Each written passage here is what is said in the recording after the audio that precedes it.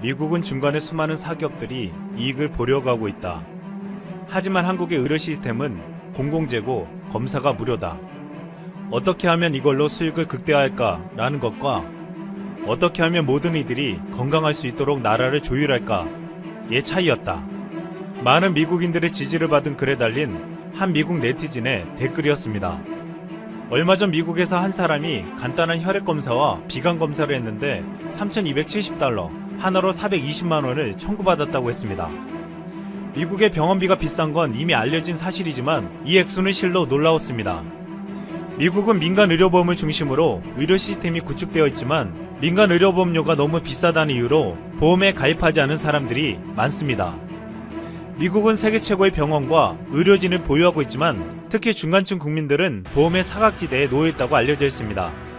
미국 중간층은 최고 기업들이 제공하는 좋은 사보험을 갖지도 빈곤계층에 주어지는 국가보험에 가입할 수도 없기 때문입니다. 월스트리트 저널은 2018년 기준 전체 미국인의 8.5%에 달하는 2,750만 명이 의료보험에 가입하지 않았다고 했습니다. 이는 전년 7.9%인 2,560만 명이 가입하지 않았던 것보다 많은 수준이었습니다. 미국은 현재 검사는 무료로 하고 있으나 문제는 병원 치료비가 비싸기 때문에 이를 부담스러워하는 사람들이 많다고 알려져 있습니다. 그런데 18일 국내 한 커뮤니티에 놀라운 한 영수증이 공개되었습니다. 이번에 진단 판정을 받고 병원에서 치료를 받은 후 태어난 사람이 받은 영수증이었습니다. 진료비 총액은 970만원이 넘었지만 본인 부담액은 불과 44,150원에 불과했습니다. 한국 정부는 이번에 치료비의 대부분을 건강보험공단과 국가와 지방자치단체가 공동으로 부담하고 있기에 본인 부담금이 거의 없었던 것입니다. 전 세계 전문가들은 한국의 대처가 가장 모범적으로 이뤄진 가장 큰 이유 중 하나는 한국의 의료보험 시스템을 꼽았습니다. 대한민국의 의료복지는 전 세계에서 불화할 만큼 뛰어난 수준으로 알려져 있습니다. 그 이유는 모든 국민이 자신의 소득에 비례하게 건강보험료를 납부하지만 동일한 복지 혜택을 받기 때문입니다. 의료복지 사각지대에 놓인 저소득층은 비교적 적은 금액의 건강보험료를 납부하지만 대한민국의 국민으로서 동등한 권리를 보장받을 수 있는 것입니다. 미국인 방송인 크리스 존스는 고국을 걱정하며 미국은 땅이 크고 진단키트도 모자라지만 병원비가 비싸기 때문에 빨리 진단을 안 받으려 한다며 의료 시스템이나 건강보험이 의무적으로 돼 있어 좋다라고 말했습니다. 미국은 OECD 국가들 가운데 아주 드물게 정부에서 주도하는 건강보험 제도를 갖고 있지 않습니다. 미국 의료기관들은 대부분 사설기관에 의해 운영되고 있고 의료보험 역시 국가가 아닌 개별 기업들이 운영하고 있습니다. 이 때문에 의료보험에 가입하기 위한 조건이 까다로우며 소득이나 개인의 건강상태 등에 따라 납부해야 할 보험료 역시 천차만별입니다. 유럽은 미국과 달리 무상의료 시스템을 갖추고 있지만 이것도 오래전부터 큰 문제를 드러내고 있습니다. 무상의료로 고급 인력들이 해외로 빠져나가고 남아있는 의사들은 노화와 숙련도가 떨어진다는 지적이 많았습니다. 이탈리아는 EU가 성립되고 난 2000년대 초반 이후 꾸준히 의사와 간호사 등 의료 인력의 계속된 유출에 시달려왔습니다. 이탈리아 공공의료 체계의 의사들은 공무원으로 간주되고 있고 예산 부족으로 인력과 시설의 한계를 드러내고 있습니다. 무엇보다 낮은 의사 연봉으로 해외로 고급 인력이 빠져나가게 만들었습니다. 가장 많이 가는 곳이 영국이었는데 영국은 같은 무상의료 시스템을 보유하고 있음에도 의사들 소득이 높고 영어를 사용해서 언어 장벽이 낮았기 때문입니다. 영국은 유럽에서도 1인당 보건복지 예산이 이탈리아보다 28% 높으며 강력한 의료보험 제도를 가지고 있습니다. 그러나 영국마저 최근 환자가 폭증하며 영국 국민보건 서비스의 최고 책임자인 사이먼 스티븐스는 우리가 직면한 난제의 규모는 공공의료만으로 감당할 수 없다고 말했습니다. 영국은 이번 사태를 위해 선정된 병원은 30개에 불과했고 병상은 4,000개밖에 되지 않았습니다. 의료진은 10만 명이 부족한 형편으로 수만 명의 환자가 발생하면 영국 의료 시스템은 붕괴된다는 것입니다. 유럽에서 가장 강력한 공공의료 시스템을 가지고 있다는 영국도 높은 세금으로 운영하는 의료 시스템에 한계를 드러내 보였습니다. 이 때문에 영국 정부는 집단 면역을 말하며 국민 70%가 감염되면 면역력이 생긴다는 어이없는 정책을 쓰려고 했습니다. 그러나 이런 정책을 사용했을 때 인구 26만을 잃을 수 있다는 가설이 나오자 이 정책을 철회했습니다. 이후 영국 정부는 노년층을 포함한 취약계층인 70세 이상을 최대 4개월간 격리하는 방안을 검토한다고 해서 논란이 되고 있습니다.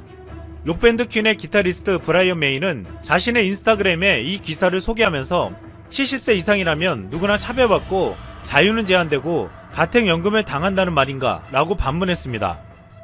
한국은 미국이나 유럽과 달리 민간 의료가 활성화되어 있으면서도 공공의료도 갖추고 있으며 국가의 의료보험도 강력합니다.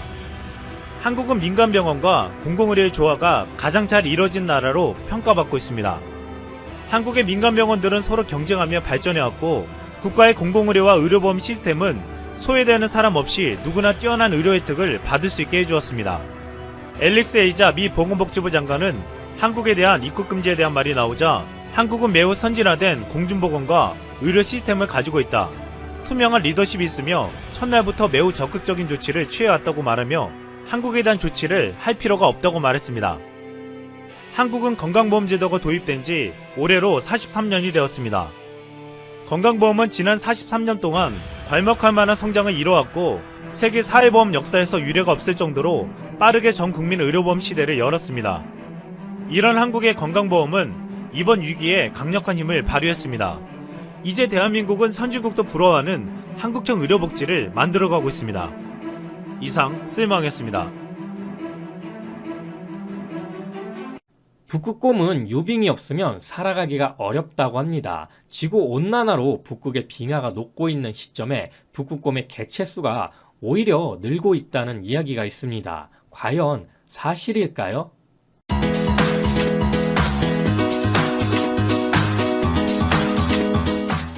안녕하세요. 세상의 모든 지식들을 재밌고 쉽게 풀어드리는 네오의 지식창고입니다.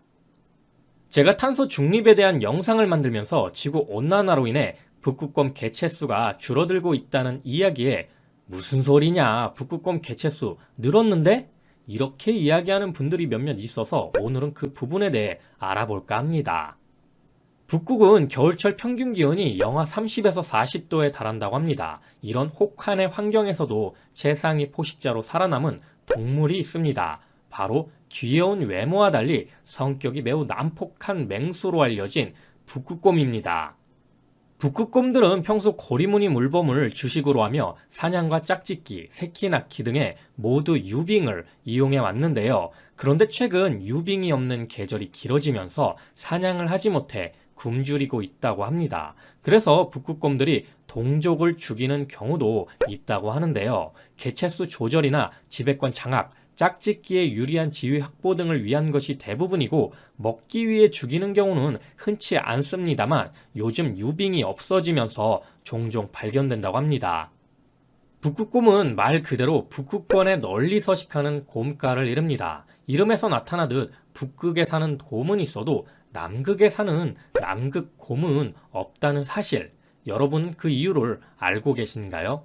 북극은 아시아와 아메리카 대륙으로 둘러싸인 바다와 그 위에 떠있는 빙산으로 이루어져 있습니다. 가까운 북반구 대륙에 살던 곰들이 먹이를 찾아 유빙을 타고 이동하다 북극에 정착, 북극곰이 됐다고 합니다. 한마디로 북극은 대륙에 둘러싸여 있기 때문에 곰이 이동할 수 있던 건데요. 바다표범, 물고기 등이 주요 먹이인 곰에게는 북극권의 섬 또는 대륙의 해안이 최적의 서식지가 됐던 겁니다.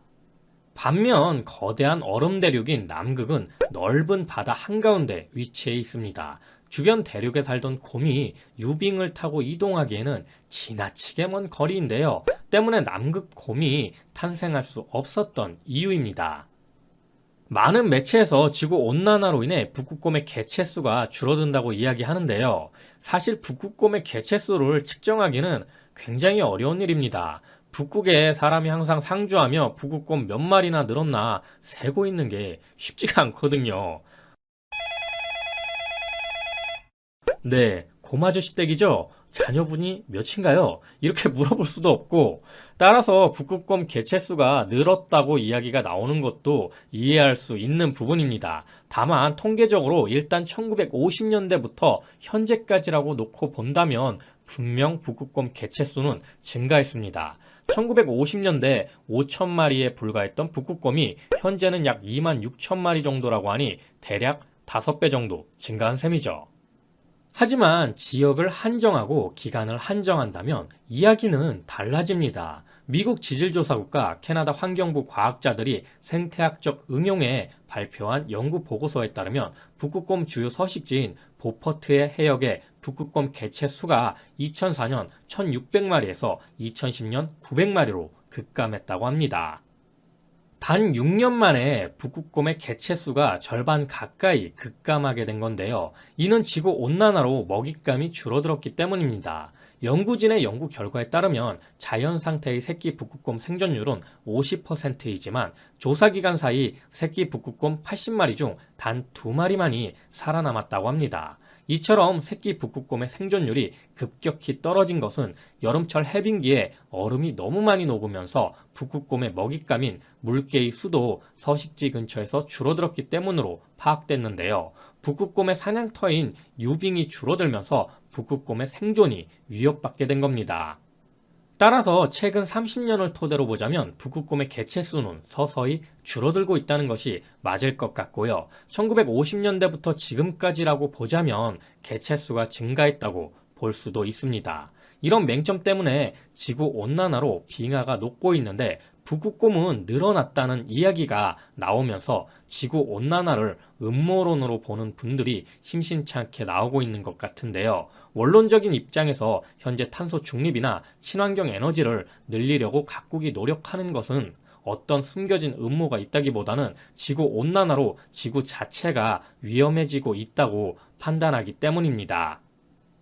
특히 지구 온난화가 사기다 라는 이야기는 트럼프 형님이 큰 역할을 했다고 볼 수 있는데요. 트럼프 형님은 지구 온난화를 경제 발전을 막으려는 중국의 계략이다 라고도 했습니다. 그러면서 파리 기후협약을 탈퇴하기도 했죠. 이는 트럼프 형님의 표밭인 러스트벨트가 셰일 오일로 인해 다시 부흥할 수 있기 때문입니다. 지구 온난화를 거짓으로 만들고 셰일 오일을 개발해 러스트벨트의 고용률을 높이고 경제를 성장시킨다면 트럼프 형님의 재선에 큰 힘이 될 수 있다는 판단이었던 거죠. 따라서 지구 온난화를 사기라고 이야기하는 것이 트럼프 형님의 정치적 입장에서 보자면 유리하다고 볼 수 있습니다. 여기에 지구 온난화를 부정하며 메이저 석유회사들의 대변인을 자처한다면 막대한 정치적 후원을 받을 수도 있겠죠. 현재 이산화탄소를 가장 많이 발생시키고 있는 국가가 중국입니다. 트럼프 형님이 중국이 지구 온난화로 경제 발전을 막으려 한다는 주장대로라면 오히려 중국이 지구 온난화를 사기라고 하는 것이 이치에 맞을 겁니다. 고로 트럼프 형님의 지구 온난화는 사기다 라는 말은 논리에 맞지가 않는 거죠. 또한 지구의 자전축이 돌면서 현재 지구가 따뜻해지는 것은 자연스러운 일이다 라는 의견도 있습니다. 이를 밀랑코비치 이론이라고 하는데요. 지구의 공전과 자전운동의 변화 주기에 따라 지구의 기후가 수만 년에 걸쳐 변화한다는 이론입니다. 하지만 수만 년에 걸쳐 변화한다는 것이 맹점으로 최근 산업혁명을 기점으로 치솟은 이산화탄소가 문제가 된 것은 100년 동안 1도가 급속히 올랐기 때문입니다. 밀랑코비치 이론이 수만 년 동안이라는 전제가 깔린 것과 비교하자면 100년은 굉장히 광속과 같은 속도라고 생각하시면 됩니다. 그리고 한국의 날씨만 보더라도 예전과는 많이 달라지고 있다는 점을 느끼실 텐데요. 이제는 한국에서 바나나를 키울 수 있을 정도로 변화가 일어나고 있습니다. 오늘은 북극곰 개체수에 대한 이야기와 이와 관련된 지구 온난화가 왜 음모론에 빠졌는지에 대해 알아보았는데요. 사실 누구나 의심할 수 있는 부분입니다만 정말 중요한 사실은 대다수 과학계나 각국 정부에서는 지구 온난화를 기정사실로 받아들이고 그에 대한 기술 개발과 정책을 만들어간다는 점이 가장 중요한 핵심일 겁니다. 이런 일련의 행동들이 결국 돈의 흐름을 만들기 때문에 지구 온난화는 음모다 라는 것에만 빠져 있다면 날아가는 테슬라나 LG화학의 투자조차 할 수 없을 겁니다. 테슬라 역시 지금의 수익이 전기차를 팔아서 얻는 것보다 탄소 배출권을 통해 얻는 수익이라고 보시면 되는데요. 이게 바로 발상의 전환이라고 생각됩니다. 그리고 변화에 늘 기민하게 움직이는 사람만이 기회를 잡을 수 있다고 저는 생각하는데요. 여기 지식창고를 애청해주시는 분들이 저와 함께 그런 변화를 잘 찾아갈 수 있도록 앞으로도 같이 공부하고 토론해 나가길 바라봅니다. 자, 오늘도 내용이 재밌고 유익하셨다면 구독과 좋아요 꼭 부탁드립니다. 이렇게 항상 네오의 지식창고를 애청해 주셔서 감사드리고요. 오늘 하루도 좋은 하루 되시길 기원하겠습니다.